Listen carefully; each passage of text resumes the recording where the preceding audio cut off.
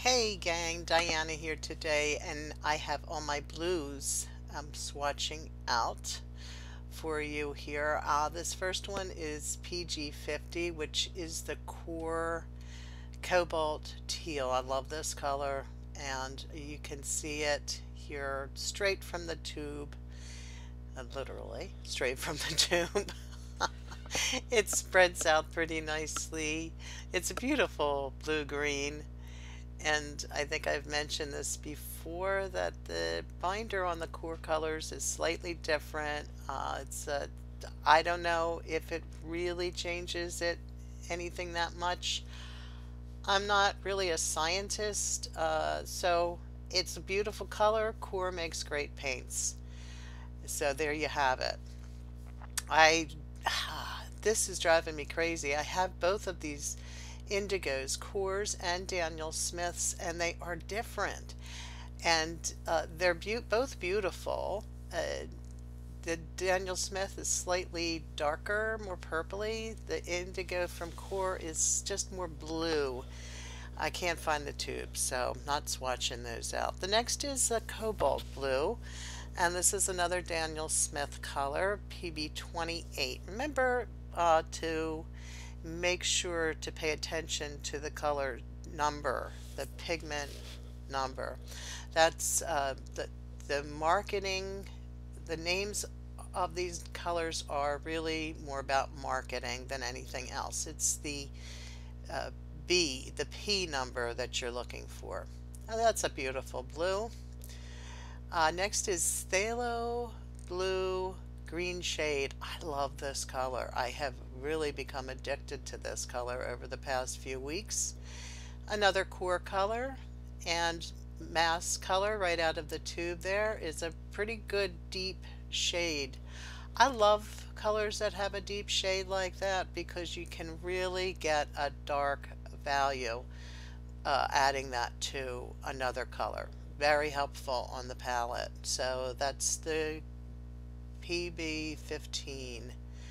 PB15-6 is the Daniel Smith. That's the phthalo blue with the red shade.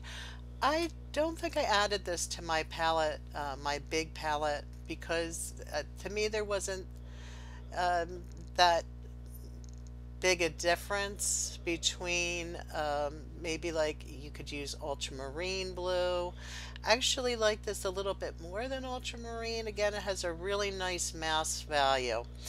Again, that means the value as it comes out of the tube, also referred to as local value or tube color. Manganese, another beautiful color, lighter blue, PB, and a combination PG7, PB14 or 15, sorry, 3. I like this color. It's just it's good for skies, I think, with the cerulean. It doesn't have a deep uh, value straight from the tube, and that's just fine. And as you can see, people have been asking me about these porcelain mixing dishes. I do love them very much. Oh, here's the cerulean. This is another color that I love dearly. And again, not very dark straight from the tube, but a really good sky color straight up, and also nice mixed with oranges for browns and grays. So any of these blues are really great. I don't think yet I have up my big palette, but I will link it if it is up. My big palette has been set up at this point, and this has a nice ability to spread. I like this color. I like this paint a lot. Just patting it in, seeing how it spreads there. And it's running really nicely. Good for glazing. And here's the French Ultramarine also from Daniel Smith, PB29. Uh, Again, this is a blue, but it's so bright and beautiful, isn't it? It's just verging onto the warm side of the blue, so it's got a little bit of that violet, and it's going to make an excellent purple with sequin rose. It's a really good mixing color, very bright, really nice blue, and a nice dark mouse color too. Payne's gray. I know that people use the neutral tint. I've never tried that. I might try it. I usually use the Payne's gray, or I had been using the indigos as well, but I dug this out when I don't know where those indigos are. There's two tubes floating around my house somewhere.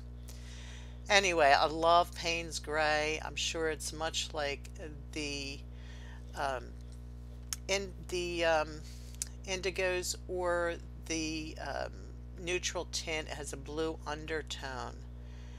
And here we go with everything laid out. We have the blues merging onto the greens.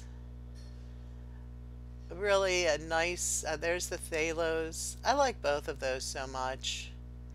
The lighter mouse tone colors with the manganese and the cobalt. And that pretty much does it for this video. That's everything I have at this point in the blue family. I hope you'll subscribe to my channel. I always, and certainly I thank you for leaving comments, for your emails, and for your thumbs up. I always appreciate that. So I hope you got some information from this video and that you will have a good day. Thanks for spending a little bit of time with me today. Bye now.